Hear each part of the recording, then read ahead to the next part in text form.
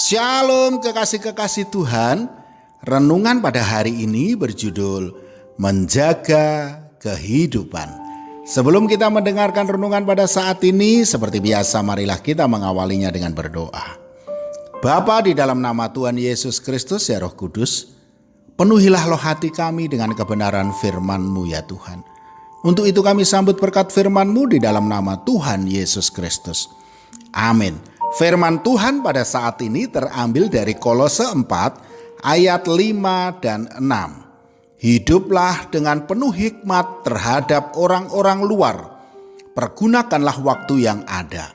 Hendaklah kata-katamu senantiasa penuh kasih. Jangan hambar, sehingga kamu tahu bagaimana kamu harus memberi jawab kepada setiap orang.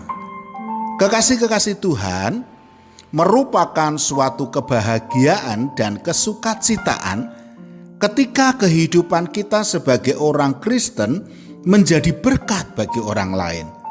Melalui tingkah laku kita, orang lain boleh merasakan kasih dan kebaikan yang tulus, bukan karena kemunafikan, tetapi oleh karena kita menerapkan kasih Kristus. Kita ini hidup di tengah-tengah orang-orang luar, artinya di luar keimanan kita. Maka dari itu, hidup kita harus bisa menjadi kesaksian yang baik. Kita juga tidak bisa bertindak semaunya sendiri karena membawa nama Tuhan kita, Tuhan Yesus Kristus, di balik identitas kita sebagai orang Kristen. Kita bisa menjadi panutan karena kita senantiasa hidup dalam kebenaran. Suka tidak suka, kita ini adalah saksi-saksinya Kristus. Seorang saksi menyatakan apa yang disaksikannya. Kalau hidup kita benar, maka kita sedang menyaksikan kebenaran Kristus lewat kehidupan kita.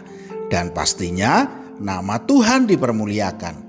Jangan malah perkataan dan perbuatan kita menjadi batu sandungan.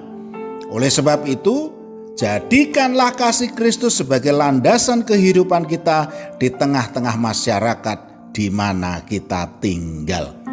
1 Yohanes 3 ayat 18 mengatakan, "Anak-anakku, marilah kita mengasihi bukan dengan perkataan atau dengan lidah, tetapi dengan perbuatan dan dalam kebenaran." Terkadang sebuah kasih memerlukan suatu ketegasan. Ketegasan yang bagaimana?